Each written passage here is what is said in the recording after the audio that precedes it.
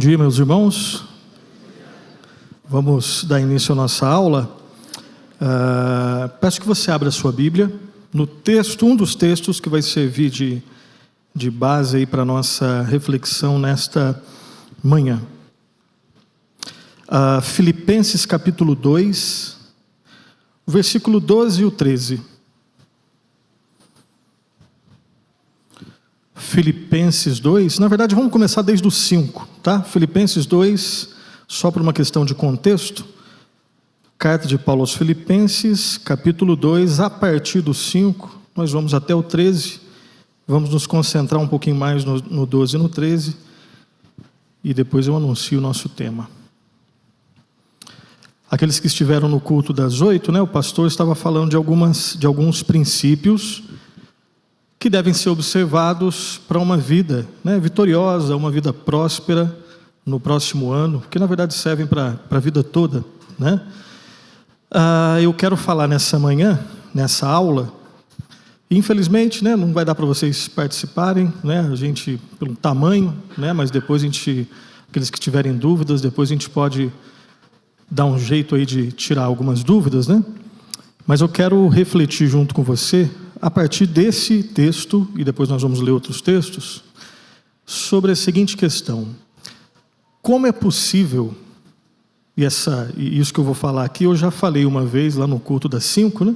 Mas como os públicos são razoavelmente diferentes, então eu nunca falei na escola dominical.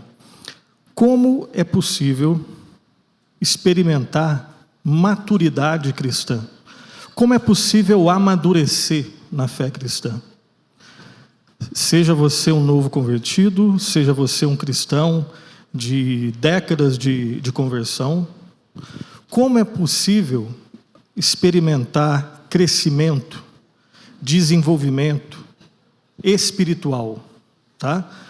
Eu sei que a gente sabe mais ou menos como é possível experimentar crescimento financeiro, né? Então o reverendo até falou sobre isso, né? Trabalha, dá um jeito de gastar menos do que arrecada, né? E aí dentro de um processo, você, de alguma forma, vai experimentar algum tipo de crescimento.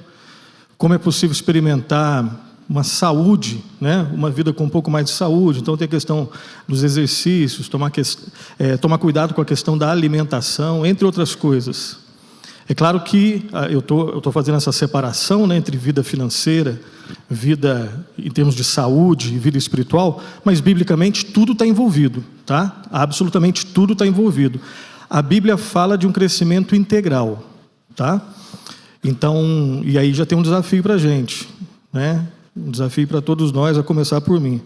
Quando eu acho que é possível crescer, ter maturidade espiritual, mas sou uma pessoa desleixada com a minha saúde, questione o seu crescimento em maturidade espiritual, né? E eu estou olhando para a Fernanda, ela está olhando para mim, ou seja, eu tenho que crescer muito nisso, né? Deu para entender o que eu estou falando aqui? É impossível dizer que eu sou uma pessoa madura espiritualmente quando essa possível maturidade espiritual não é refletida na minha vida financeira, a forma como eu me alimento. A gente separa, né, separa em gavetinhas, achando que dá para realmente separar. De forma didática, a gente até separa. Hoje, por exemplo, a aula não vai ser sobre alimentação. Poderia ser, a Bíblia fala sobre alimentação, né? Uma filosofia cristã da alimentação. Provavelmente não seria eu que daria essa aula, né? Ou às vezes eu até daria, mas eu ia passar uma baita de uma vergonha, né? E às vezes é assim mesmo, tá? Então eu quero que hoje a gente vai falar de crescimento espiritual, mas lembre-se que se existe crescimento espiritual, se existe maturidade espiritual, se eu estou crescendo à imagem e semelhança de Cristo, esse crescimento vai esbarrar em todas as áreas da minha vida, tá bom? Mas hoje especificamente, como é possível, seja você adolescente, jovem, enfim, oficial da igreja ou não, como é possível experimentar maturidade, crescimento espiritual, crescer a imagem do Senhor Jesus Cristo, em que tempo for, em tempo fácil, em tempo difícil, doente, com saúde, animado ou desanimado. Como é possível? O que a Bíblia fala sobre isso? Obviamente, nós vamos falar de dar um panorama sobre isso. Filipenses, capítulo 2, a partir do 5. Lembre-se que Paulo aqui está resolvendo, guiado pelo Espírito Santo, um problema na igreja. Uma igreja que tinha partidos, Um era de um grupinho, outro era de outro grupinho. E aí Paulo vai ensinar teologia. E se você acha que teologia é só teoria, se você é daqueles que falam assim, tá bom, passa a parte de teologia, vamos para a prática. Isso não é bíblico. Porque Paulo, para resolver um problema prático, ele fala sobre teologia. Para resolver um problema rixa entre irmãos, as panelinhas que podem acontecer, e aconteciam naquela igreja, acontece em qualquer igreja, primeiro ele vai ensinar sobre Bíblia.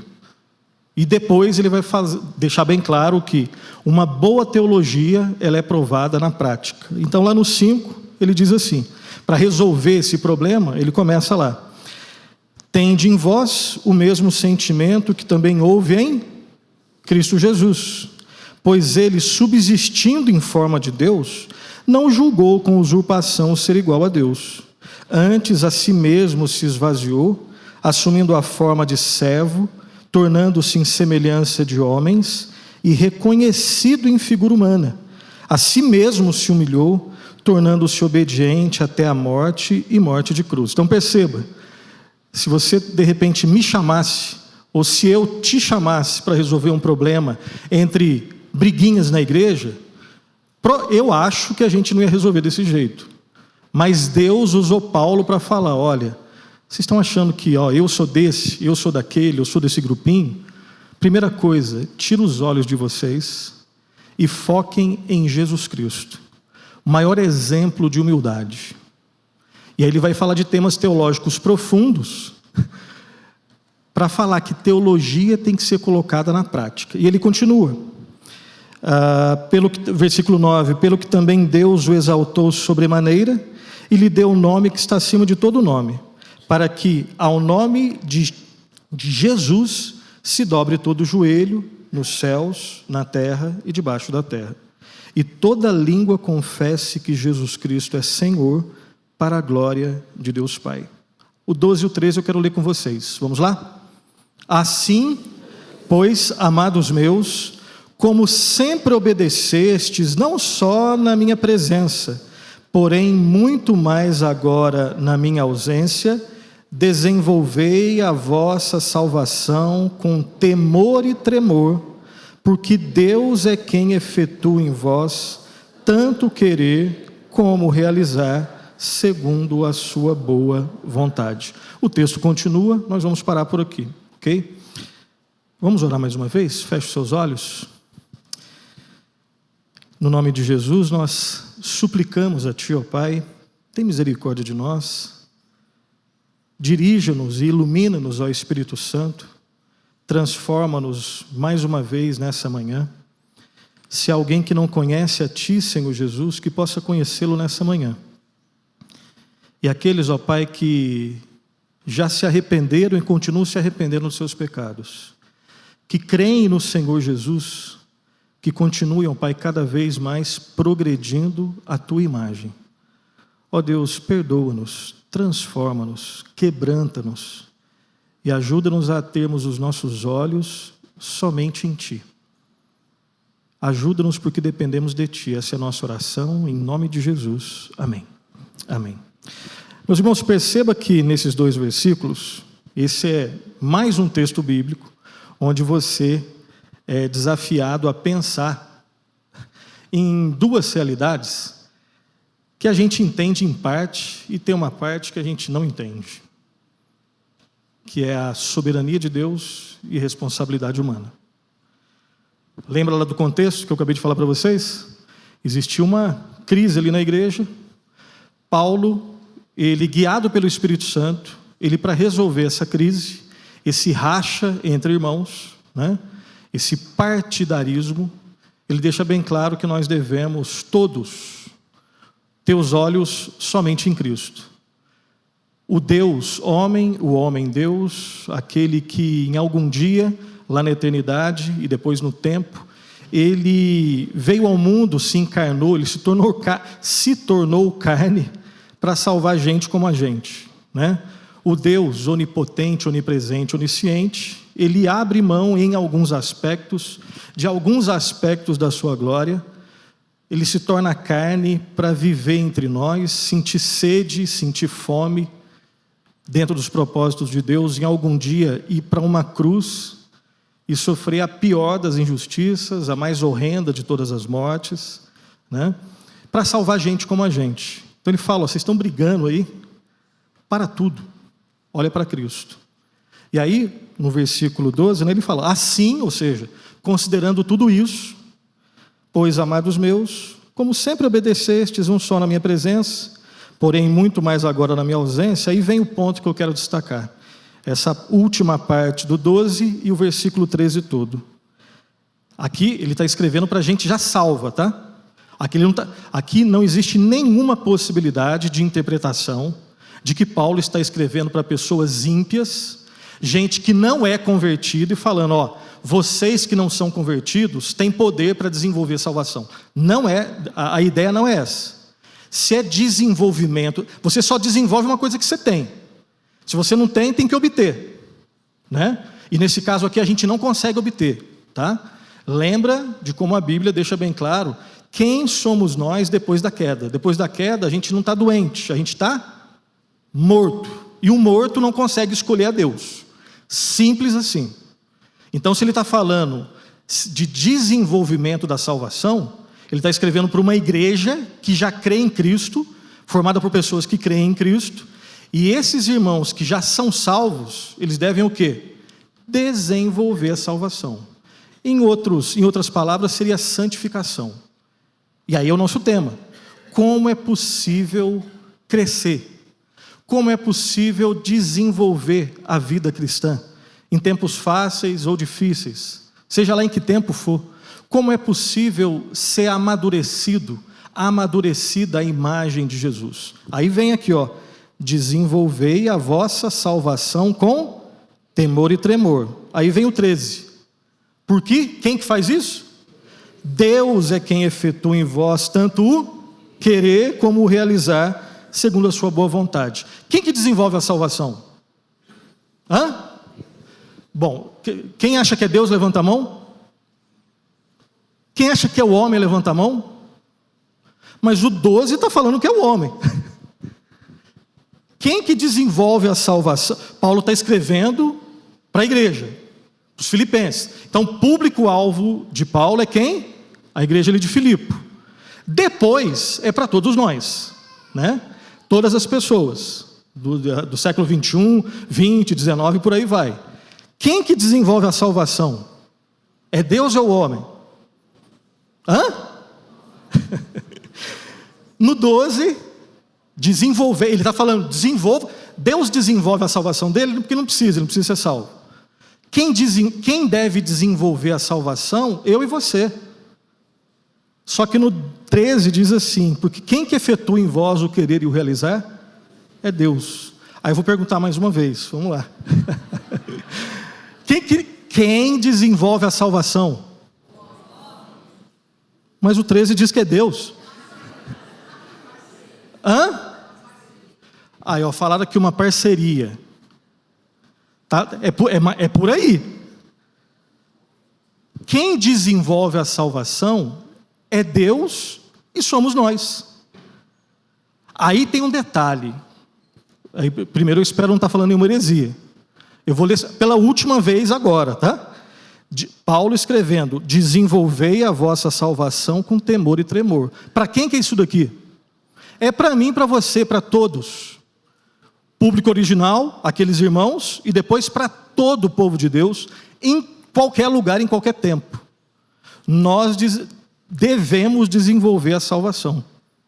E com temor e tremor, duas expressões que comunicam humildade. Esse silêncio aqui, ó. Vocês não estão fazendo silêncio por causa de mim. se existe às vezes um silêncio reverente na nossa vida, sabe aqueles momentos onde você não fala nada? E não é porque alguém gritou para falar, para de falar. São aqueles momentos que você tem a certeza, às vezes isso ocorre ouvindo uma música, às vezes isso ocorre lendo um texto, às vezes isso ocorre numa oração, às vezes isso pode ocorrer e deve ocorrer num culto. Não em todo culto ocorre isso. Às vezes o momento do prelúdio em algumas igrejas parece feira. Não existe nenhum senso do divino dentro da igreja. Repito, e eu não estou falando apontando o dedo para vocês, todos nós, começar por mim.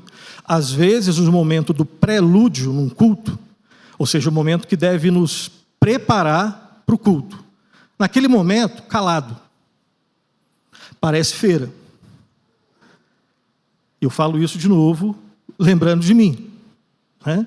Às vezes dentro da igreja, eu e você, nós não temos temor e tremor. Às vezes é um cumprimento de estou na igreja, é legal, a turma é gente boa, enfim. Mas senso do sagrado, senso do divino, senso do eterno, temor e tremor, às vezes não tem. De novo, que Deus nos ajude a ter esse temor e esse tremor. Então, eu e você, nós devemos, para mim e você essa palavra aqui, desenvolver a salvação com temor e tremor. Sabendo diante de quem nós estamos.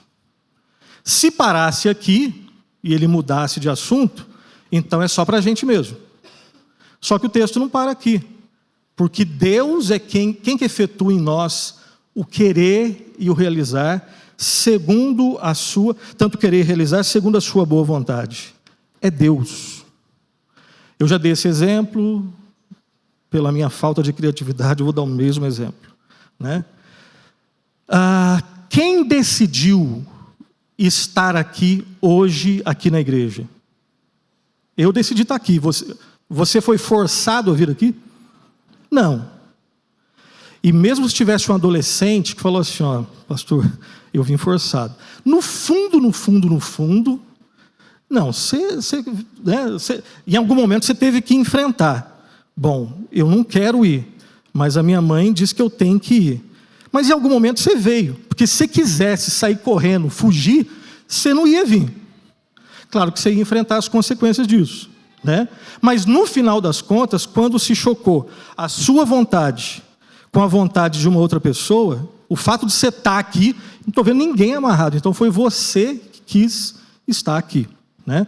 O exemplo que eu dei, acho que um domingo ou 2 domingos atrás, vou dar de novo, né? O reverendo Orival me escalou para dar essa aula, né? Quem escalou foi ele. Eu quis estar aqui. Se eu não quisesse, eu não estaria.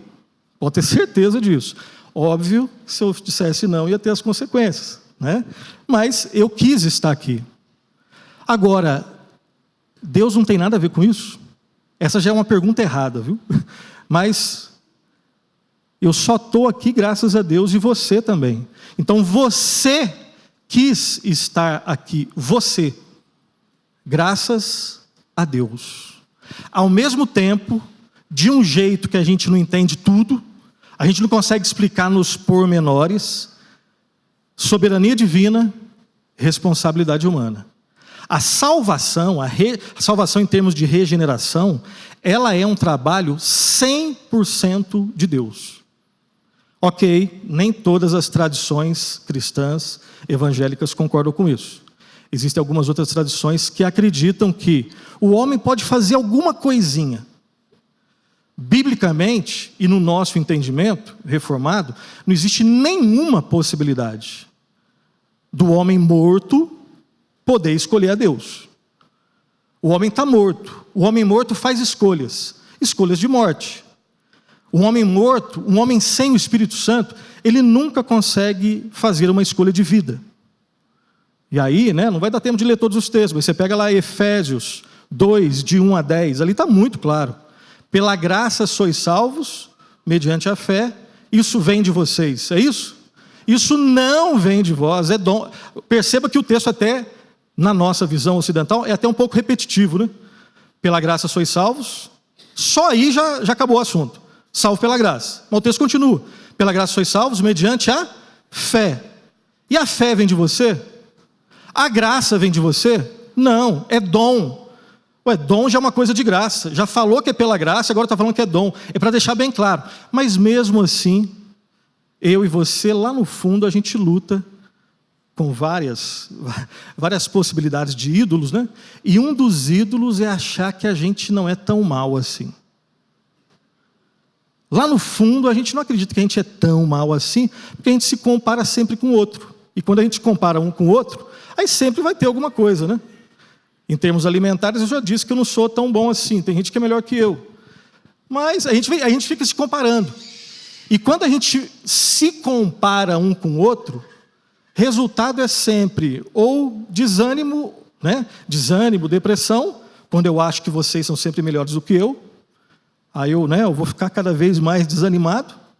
E se eu não lutar contra esse desânimo, isso pode virar uma depressão profunda. Ou então, quando eu acho que eu sou melhor que vocês, qual que é o resultado disso? Orgulho.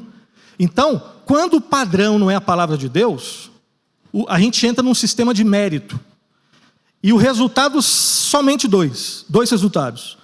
Ou um desânimo, ou orgulho. A Bíblia quebra com tudo isso. O Evangelho quebra com tudo isso. Né? Paulo já deixou bem claro que Deus olha lá do céu e não vê nenhum justo, nenhum sequer. Todos pecaram, né? E se desviaram de Deus.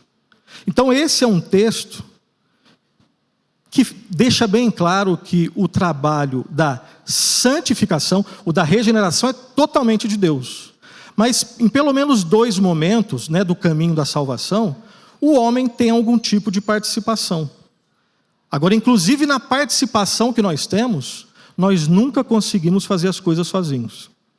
A não ser que você ache que você consegue ser santificado, se santificar, progredir a parte da graça de Deus. Então a gente precisa de Deus em absolutamente tudo. Lembra só um detalhe antes de prosseguir. Antes de entrar o pecado no mundo, tenta lembrar de Gênesis 1:2. E qualquer assunto que você quiser entender, lembra lá da criação, queda e redenção.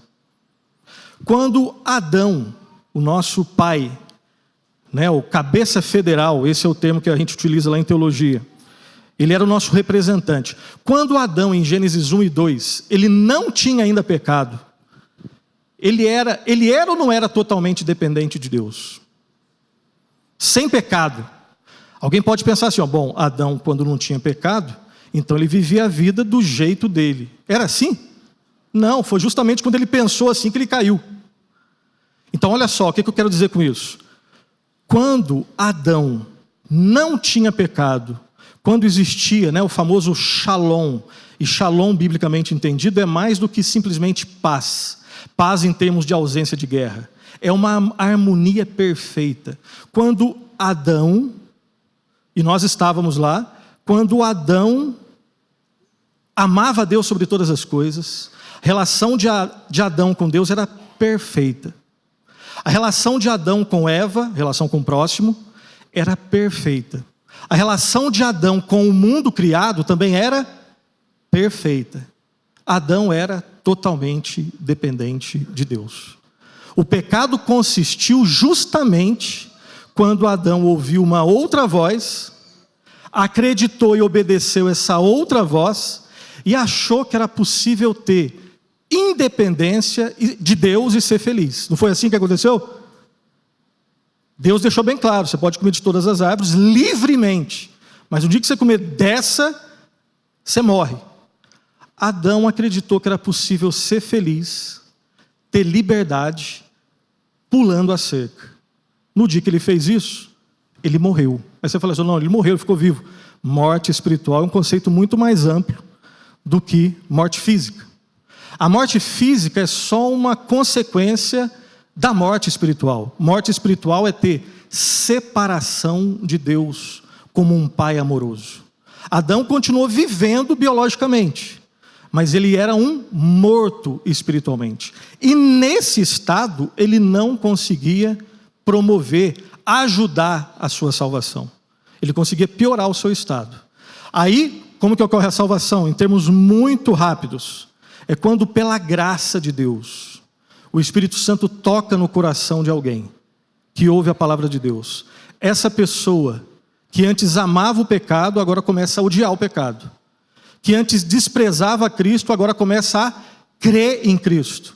Então o Espírito Santo, porque se não for o Espírito Santo, não tem salvação. O que ocorre primeiro? Arrependimento e fé, e depois ação de Deus? Ou ação de Deus e depois arrependimento e fé? Eu sei que isso também divide algumas tradições cristãs. Biblicamente, e na nossa experiência interpretada biblicamente, a gente sabe. Se Deus não te escolhesse, você o escolheria? Se Deus não fosse até você, você iria? E Ele escolheu você por quê? Porque você é melhor do que um outro? Aí Ele me escolheu porque eu me arrependi. Tá, mas por que o outro não se arrependeu? E você se arrependeu? Ele me escolheu, pastor, porque eu tive fé. Ele escolheu você por isso? Explica para mim como é que você teve fé. Como que você começou a acreditar em Jesus? Baseado na sua força? Quando a gente esquece do Evangelho, meus irmãos, quando eu esqueço do Evangelho, eu vou ter que admitir que Deus me escolheu porque lá no fundo eu sou um pouquinho melhor que vocês. Agora a Bíblia não dá espaço para isso.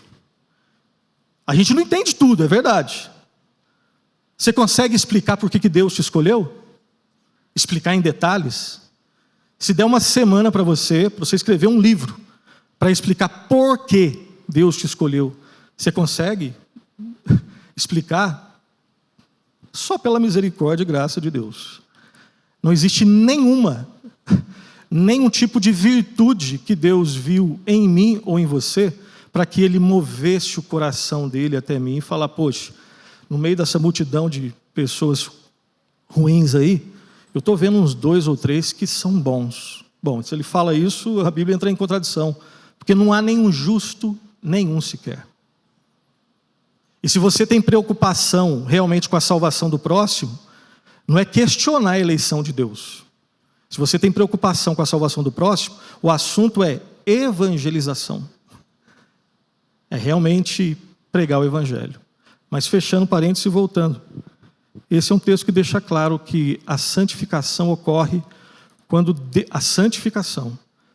Deus trabalha em nossa vida e nós também trabalhamos na força que vem de Deus. Aí eu quero, gastar os próximos minutos que nós temos aqui, primeiro fazendo uma indicação de leitura, tá? Tem um livro, inclusive é desse livro que eu pego a divisão da nossa aula aqui. Como é possível experimentar crescimento, maturidade espiritual, seja em que tempo for? Como ocorre a santificação? Esse é o título do livro, escrito por um dos autores que eu mais gosto, que é o David Powlison. David Powlison escreveu esse livro, e num capítulo desse livro, ele fala que Deus é que nos criou com essa multiplicidade, Nós somos seres, ao mesmo tempo, iguais e diferentes, Nós somos de classes sociais diferentes, temos um tipo de educação diferente, não necessariamente aqui, mas pensando no mundo todo, somos de nacionalidades diferentes, temos gostos diferentes. Então, Deus é que nos criou com essa multiplicidade. Alguns são mais tímidos, outros falam um pouco mais, alguns têm talentos para essa área, outros para aquela outra área, enfim. Nós somos diferentes. Ao mesmo tempo, nós somos iguais. Em todas as diferenças que nós apresentamos, nós temos aí um núcleo, um disco duro que é igual. Todos nós aqui fomos criados por Deus e para Deus.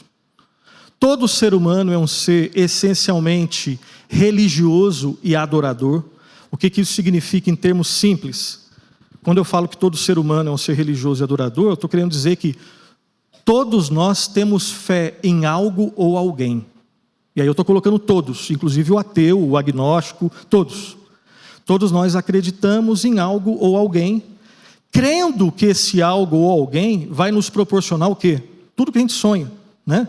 Sentido, significado, propósito, direção, esperança, segurança. Ninguém é diferente nisso. Todos são assim. Inclusive a pessoa que às vezes desiste de viver, ela acha que fazendo assim é que ela vai conseguir tudo isso.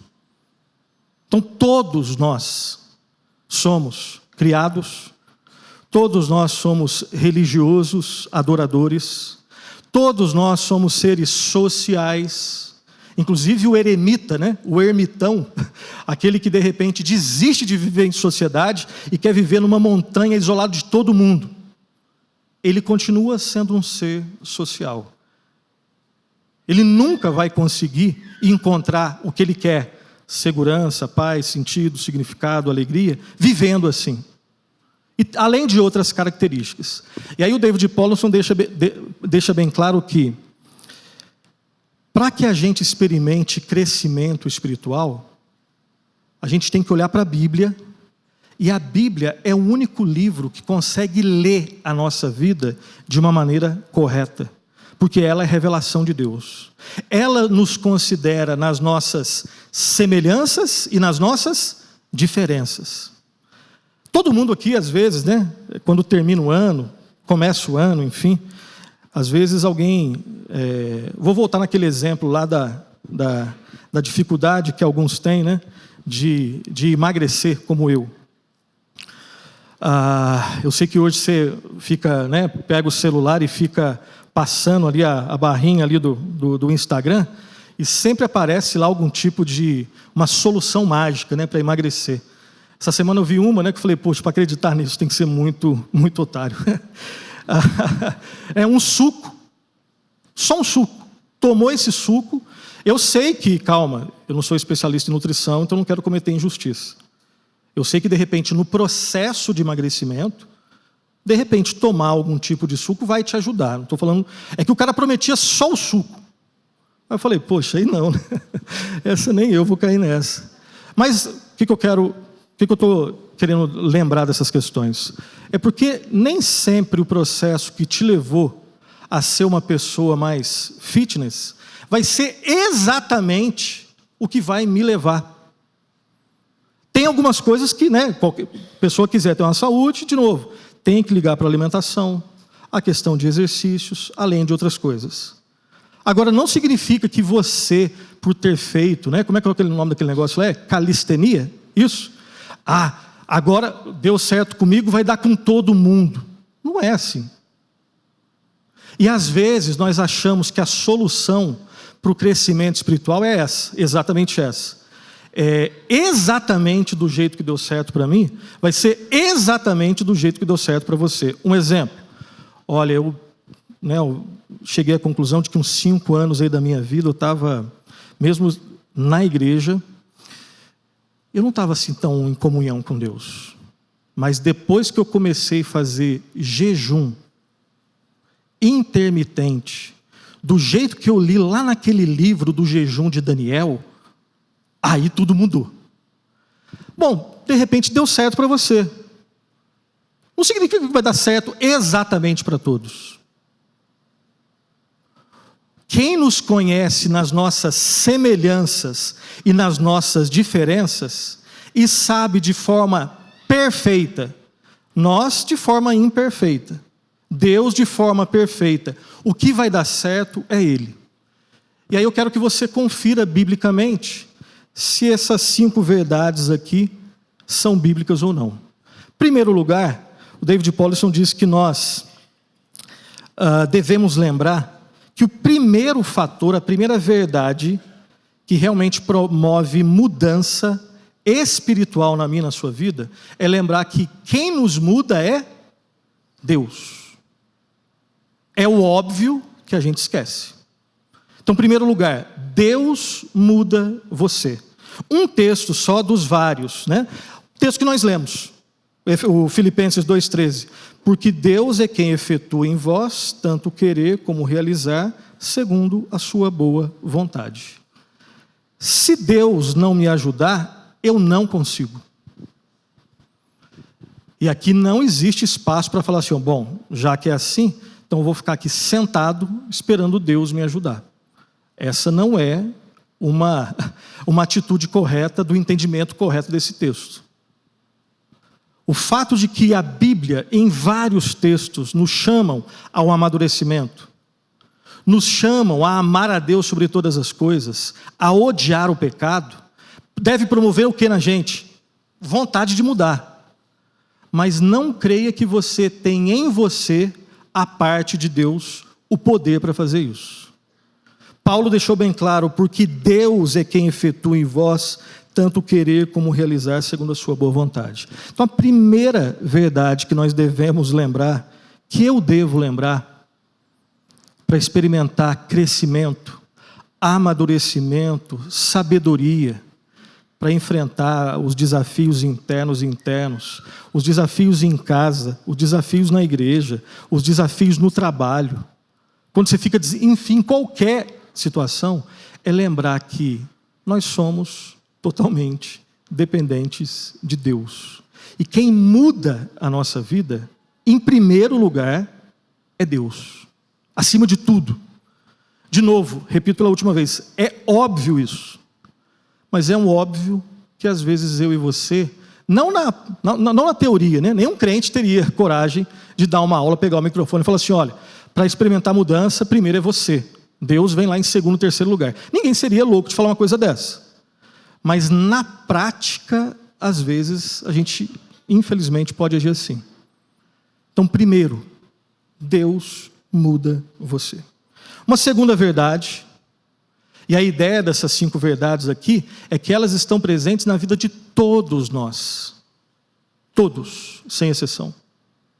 Ninguém experimenta amadurecimento se primeiro não for agraciado por Deus.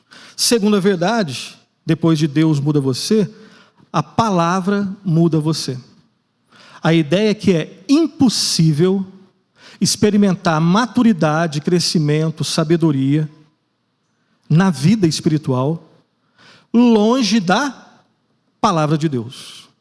Se alguém disser que conseguiu, se você disser, se eu ensinar para você que é possível experimentar progresso espiritual, crescer a imagem de Cristo, desprezando a palavra ou colocando a palavra em segundo lugar, é mentira. Simples assim. Isso a Bíblia nos ensina, é que ela nos muda. Um texto só dos vários, né? Você pode pegar o Salmo 119, né, o texto áureo, né? A grande apologia apaixonada do apóstolo, a grande apologia apaixonada do salmista sobre a palavra de Deus. Salmo 119, você pega um versículo e dá para ficar por horas meditando, sem nenhum exagero. Um versículo só, não do Salmo 119, mas do 19, diz assim, 19:7, Salmo 19:7, o testemunho do Senhor é fiel e dá sabedoria aos simples. A lei do Senhor é perfeita e restaura a alma, o testemunho do Senhor é fiel e dá sabedoria aos simples. O texto completo. É impossível crescer em humildade, crescer em santificação, crescer em amor a Deus e amor ao próximo, crescer em força interna que não vem do interior, que vem de Deus, desprezando esse livro. Se eu continuar desprezando a palavra de Deus, desprezar é uma palavra muito forte, né, para cristãos, se bem que isso pode ocorrer, mas se eu continuar deixando a Bíblia na escala minha de valores em segundo ou terceiro lugar, eu nunca vou crescer espiritualmente. Se é cristão, não é que perde a salvação, porque não tem como perder uma coisa que você não conseguiu. A Bíblia deixa bem claro que aquele que começou a boa obra em vós, ele vai completá-la até o dia de Cristo. Agora, ter a segurança da salvação não deve levar, a segurança da salvação deve nos levar a uma vida não de ativismo, mas de atividade santa. E uma delas é se encantar com esse livro. Eu sei que nem sempre é pacífico. Na verdade, muitas vezes não é pacífico. Às vezes você tem uma briga com a Bíblia, não é? Brigar com outros livros seria meio complicado, né? Mas às vezes o que ocorre na vida do cristão é que tem texto falando, não aceito. Aí depois você volta de novo, como é que eu não vou aceitar o que está na palavra de Deus? Mas o que está aqui não é exatamente o que eu creio. É porque Deus está modelando o seu jeito de crer. Porque naturalmente, quando eu abro as Escrituras, perceba, né? Aqui tem um conjunto de verdades espirituais, verdades absolutas, eternas, imutáveis. E quem está lendo esse livro aqui é um sujeito ainda pecador, egoísta, ingrato, que às vezes lá no fundo acha que é mais sábio do que a Bíblia, não é isso? Um sujeito, a Bíblia é imutável, eu que estou lendo a Bíblia sou mutável. Tem dia que eu acordo bem, tem dia que eu acordo mal, o reverendo Dorival até falou aqui, né, do jeito dele, sempre brincalhão. Hoje eu não queria vir aqui, só que eu lembrei que eu sou pastor, então eu tenho que vir, né? Ocorre só com ele? Ocorre só com ele? Não. Então, quando nós abrimos essas páginas aqui e lemos essas páginas, existe algo que acontece aqui, que não acontece com nenhum outro livro. E tem vários outros livros assim fantásticos, mas nenhum se compara a esse daqui. Então, às vezes a gente briga com um texto. Continue brigando, porque uma hora você sabe quem que vai vencer, né? É Deus que vence. E não adianta você fingir para Deus, porque Ele sabe que você está lendo, e às vezes até dizendo amém da boca para fora, mas você lá no fundo não aceita. Continua ali falando, e peça para Deus, já que Deus é quem efetua em vós, em mim e em você, tanto o querer como o realizar, Senhor, muda o meu coração. Me dá olhos para enxergar, me dá um coração que ama o Senhor, e ama esse texto que eu ainda não consigo entender. E outra, o problema não é só quando você está num texto que não consegue entender, tem um problema que é pior, é quando você está num texto que você entende, mas não aceita e não concorda. Senhor, o Senhor sabe o que está no meu coração, muda o meu coração, inclina o meu coração aos teus testemunhos. Salmo 119:16 diz assim, meu coração às vezes não está inclinado para Deus. Como o nosso coração é inclinável, ou para Deus, ou para os ídolos, ou para Deus, ou para os ídolos, e quando meu coração está mais inclinado aos ídolos, eu não vou aceitar as coisas de Deus, então eu peço, Senhor, muda, inclina o meu coração aos teus testemunhos, e não a cobiça. Então, duas verdades absolutas que ocorrem em toda a experiência humana que experimenta mudança em direção a Cristo. Primeiro, Deus muda você. Segundo, a palavra muda você. Senhor, me ajuda a ter um relacionamento com o Senhor na Tua palavra diferente nesse ano. Eu sei que os exemplos são os mais batidos possíveis, né? Mas como às vezes é desafiante você ficar 20, 30 minutos, 40 minutos lendo a palavra. Às vezes, né, vem alguns pregadores, ou às vezes você lê algum livro, algumas biografias, e nem toda biografia é tão fiel ao que aconteceu, né? Tem algumas biografias de santos no passado que assim dão uma exagerada, né? Eles chamam isso de hagiografia, biografia de santos.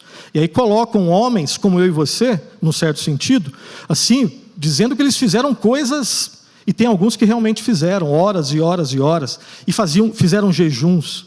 E são homens, né, que a gente deve imitar. Mas eu lembro de um causo de Lutero, né, onde teve uma carta, aí isso aqui não tem como duvidar, que foi uma carta que ele escreveu, né? Lutero tinha tranquilamente concepção de que ele era um miserável pecador, salvo pela graça de Deus. A história da reforma deixa isso bem claro. Mas teve uma carta que ele escreveu para o amigão dele, o Felipe Melanchthon. Depois, se quiser, eu bato um print e mando para vocês. Não da carta oficial, né? Mas carta já não tem mais. Mas depois do que sobrou da carta, onde ele dizia algo mais ou menos assim: hoje, eu não estou conseguindo nem orar. Não consigo ler. Hoje passam em minha mente pensamentos assim, sujos. E eu não consigo ler e orar. Ele sabia que ele dependia totalmente de Deus para mudar essa situação nele. É só com Lutero que ocorre isso? Você consegue afirmar que todos os dias você acorda com um desejo intenso de ler as Escrituras com alegria? Todo dia assim? Por quê? E a gente vive no mundo evangelical, onde as pessoas, onde às vezes do púlpito a turma fala: você consegue, você consegue. Tem gente que acha que consegue resistir finalmente ao poder de Deus. Dá para resistir a Deus? Todas as vezes que a gente diz não, em algum sentido a gente está resistindo. Primeiro, dá para resistir à pregação humana? Claro que dá. Se não fosse assim, todas as vezes que um pastor pregasse, todo mundo ia aceitar, correto? Dá para resistir à pregação humana? Dá. Dá para resistir a Deus, num certo sentido, em termos de falar assim, não concordo, não aceito, não acredito? Claro que dá. Todo mundo faz isso. A pergunta agora é outra. Dá para resistir finalmente, ou seja, de forma final, ao projeto de Deus na sua vida? Claro que não. Como?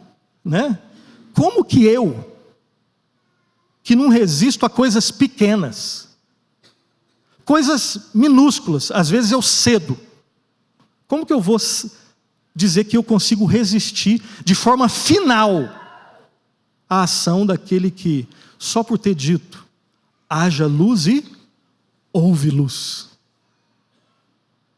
Então, duas verdades. Vamos para a terceira verdade, que nosso tempo passa.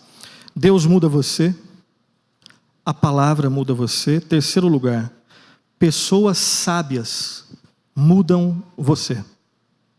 Se você está sendo mudado por Deus, um dos reflexos disso é, você vai ter, não sem luta, um relacionamento diferente com esse livro.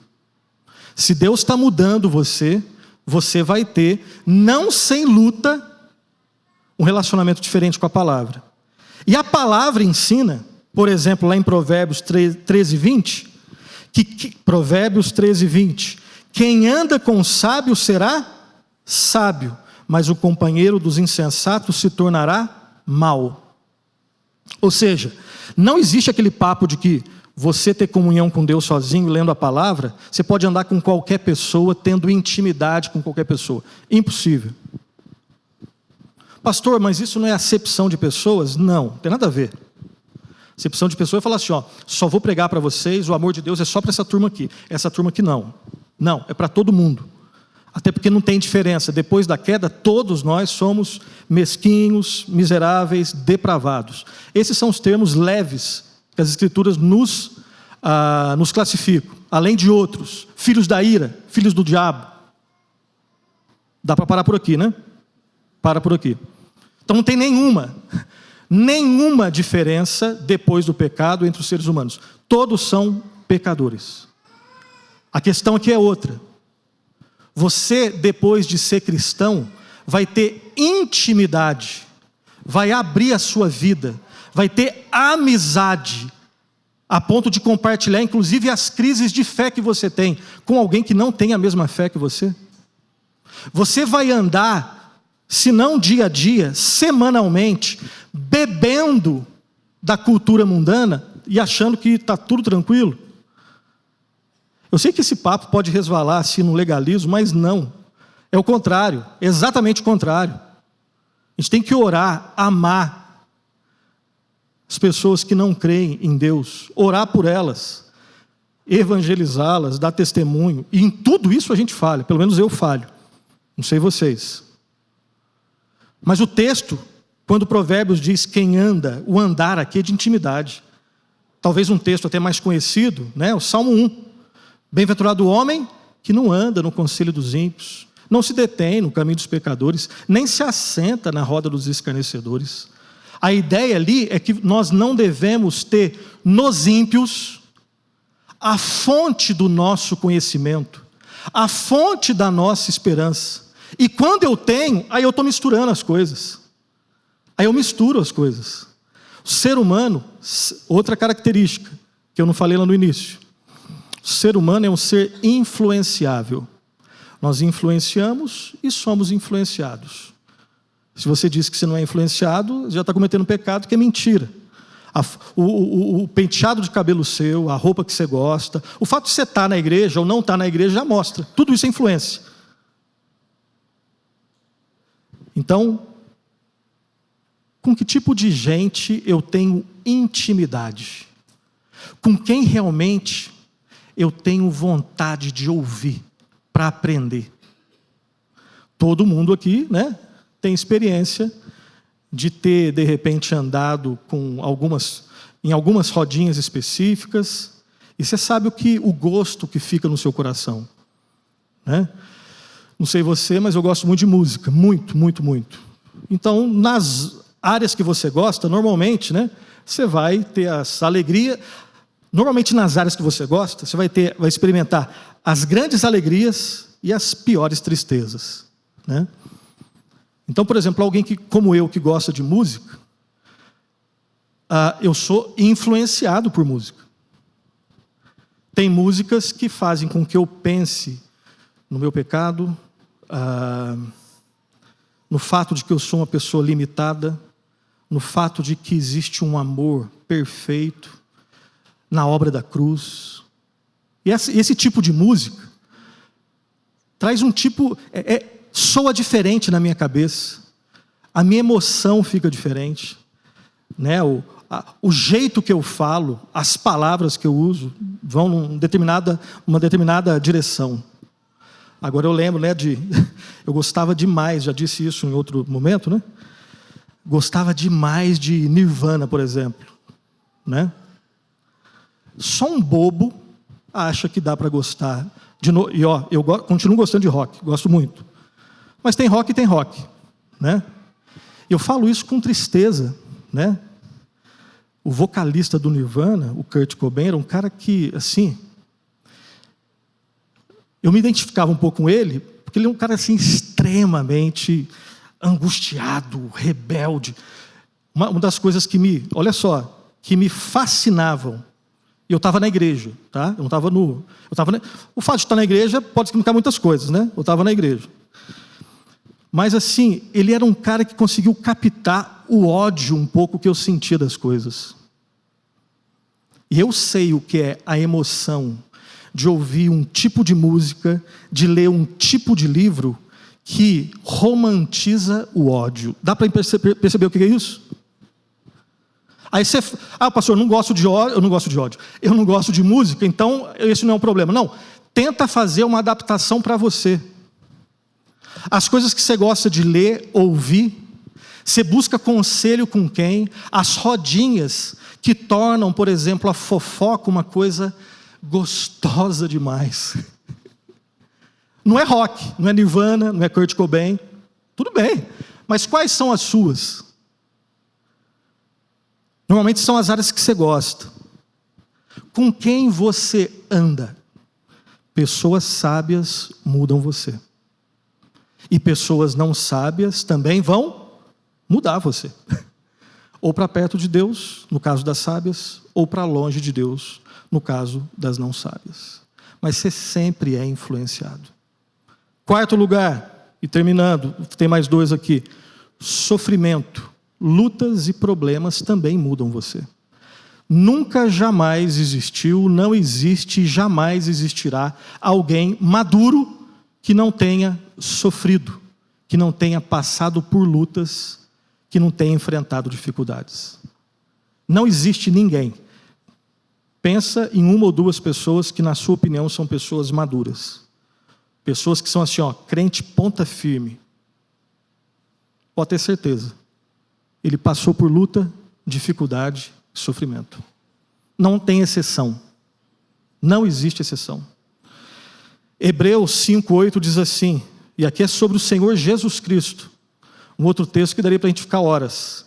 Embora sendo filho, aprendeu a obediência pelas coisas que sofreu.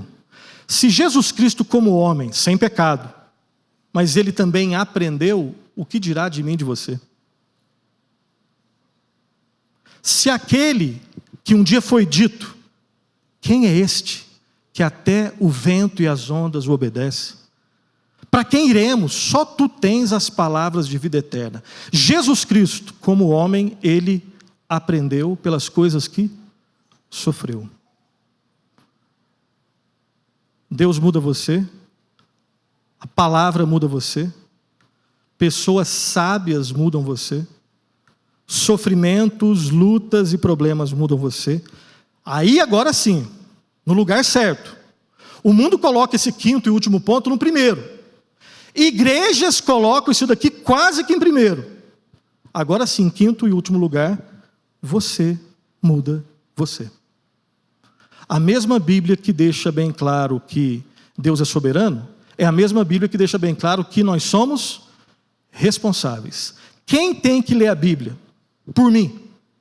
Você? Tem algum tipo de cabimento eu falar assim, ó, Bruno, essa semana lê a Bíblia por mim. Se eu sou cego, aí eu peço, lê a Bíblia para mim, né? Ou então me dá aquela Bíblia em áudio, alguma coisa assim. Agora, quem tem que ler a Bíblia sou eu. Deus não vai ler a Bíblia para mim. Quem tem que ler a Bíblia essa semana é você. Quem tem que orar é você. Quem tem que levantar, querendo ou não querendo, com vontade ou sem vontade, animado ou desanimado, tristinho, e vir à igreja é quem? É você, sou eu. Então, lembre-se dessas 5 verdades, mas deixando bem claro que nós somos responsáveis debaixo da soberania de Deus. 1 Tessalonicenses 1,9 diz assim: ao deixar os ídolos, vos convertestes a Deus, para servirdes o Deus vivo e verdadeiro. Quem teve que fazer isso? É o povo de Deus. É aquele que crê em Deus. Quem tem que deixar a idolatria nossa de cada dia, quem tem que deixar? Você, eu, nós. Quem tem que adorar a Deus? Nós. E a gente consegue fazer isso sozinho? Baseado na nossa força? No nosso poder de autodeterminação. Não, eu consigo. Olhe no espelho e diga, você consegue, você consegue, você consegue. Você consegue fazer algumas coisas, sim. E quando você faz, inclusive está errado. Porque pecado, num sentido mais profundo, é fazer qualquer coisa sem ser para a glória de Deus. Repito. Inclusive quando eu faço coisas que o mundo me aplaude, quando você faz coisas que todo mundo fala assim, ó, puxa, que cara fera, que mulher 10. Se você fez, o mundo aplaudiu, mas você fez e não foi para a glória de Deus, isso é pecado. Pecado é mais do que, pecado é errar o alvo. Qual é o alvo? Viver para a glória de Deus. Quando eu faço qualquer coisa, mesmo uma coisa, entre aspas, frisa aqui as aspas, boa, mesmo quando você faz uma coisa boa, mas que não é para a glória de Deus, significa o quê? Pecado. Então, eu e você, é só você lembrar dos últimos anos, da sua vida toda. Entra ano e sai ano, a gente faz algumas promessas, a gente faz algumas resoluções, e eu creio que existe sabedoria em fazer resoluções e promessas sábias. Quem não faz promessa ou resolução, não quer compromisso. Então acho que a gente tem que realmente ter momentos na vida, pode ser na passagem do ano ou não, para parar e falar, e pensar e refletir. Qual que é o rumo que a minha vida está tomando? Esse ano eu quero ser mais assim, eu quero ser mais assado, eu quero abandonar isso. Provavelmente a gente vai falhar em muitas delas. Certamente nós não seremos perfeitos em nenhuma delas. Eu não estou querendo desanimar, é só ser real. Se você decidir hoje, eu vou ficar um dia sem pecar, você consegue? Isso é para desanimar? Não. Na verdade até é para desanimar. É um desânimo bom. É para você desanimar de você. É para você desistir de você. Sabe qual que é o seu problema? É que eu confio, a gente realmente confia na gente. Se eu fosse um cara mais ateu de mim mesmo, se eu fosse um cara mais descrente de mim mesmo, e mais crente em Deus, as coisas seriam um pouco diferentes.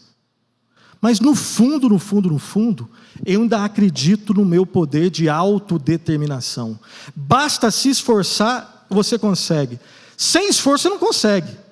Mas mesmo com esforço, a gente não consegue ainda ser perfeito. E de novo, quero terminar aqui de uma maneira mais animada, tá?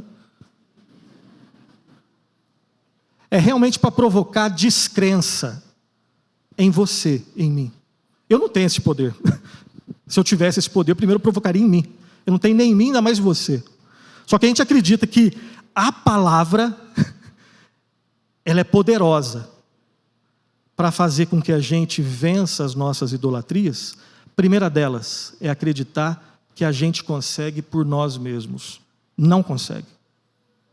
Olha para você, olha para a sua família, olha para a vida. Um dos grandes momentos onde a gente mostra a nossa fé, não em Deus, é de 4 em 4 anos, né?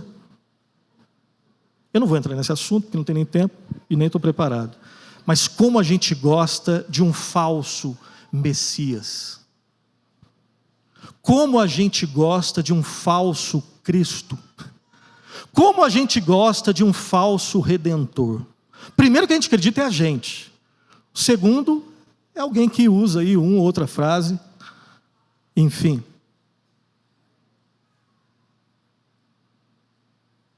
5 verdades absolutas que estão nas mudanças da nossa vida. Deus muda você. A palavra muda você. Pessoas sábias mudam você. Sofrimentos, lutas, dificuldades mudam você. E você muda você. Não sozinho, nunca sozinho, mas buscando a direção de Deus. Coloque-se de pé para a gente terminar com uma oração. Lembre-se que nesse processo é fundamental ter em mente que Cristo é o centro e somente nele eu e você devemos fixar os olhos. Ele é o Senhor, Ele é o Salvador, Ele é o Redentor, Ele é o nosso capitão, Ele é o nosso Rei. A vida cristã, é uma frase que eu sempre tenho repetido, ela consiste em crer em Cristo, conhecer cada vez mais de Cristo e permanecer. Tudo nessa semana vai te tentar a não permanecer em Cristo. Muitas coisas que você vai ouvir nessa semana, muitas mentiras que o seu coração vai dizer para você nessa semana, ouvir na televisão, vão tentar fazer com que você se encante não com Cristo, com outras coisas. Lembre-se que o dinamismo da nossa vida, ele vai vir não de ficar para lá e para cá, é de permanecer na rocha eterna. Não existe nada mais dinâmico e que vai trazer mais mudança para mim e para você do que permanecer na pessoa de Jesus Cristo. Graças te damos, ó bondoso Pai. Obrigado, ó Pai, pela Tua palavra que nos confronta, que nos consola, que nos instrui. Ó Deus, nós suplicamos, tem misericórdia de nós. Dá-nos, ó Pai, sabedoria do alto para traçar planos que estejam em sintonia com a Tua vontade. Molda os nossos corações, muda as nossas mentes, ó Deus. Nós não conseguimos fazer isso. Ajuda-nos, ó Pai, a sermos pessoas que têm consciência da nossa responsabilidade. Renova a nossa vida de oração. Renova a nossa vida de leitura e meditação na Tua palavra. Renova o nosso compromisso com a igreja como um sinal de compromisso com o Senhor. Ó Deus, ajuda-nos a aprender, ó Pai, sobre os princípios, ó Pai, da fé e permanecermos sempre, ó Pai, naquilo que o Senhor ensina. Oro por cada irmão aqui presente, as famílias aqui representadas, os nossos irmãos enfermos, desempregados, enlutados. Oro, ó Pai, pelo nosso irmão Chiquinho, que perdeu a sua mãe. Peço, ó Pai, que Tu estejas o consolando. E peço, ó Deus, transforma as nossas vidas para a Tua glória. Essa é a nossa oração, nosso agradecimento, no nome do Teu Filho amado, Senhor Jesus Cristo. Amém. Bom domingo a todos. Deus abençoe.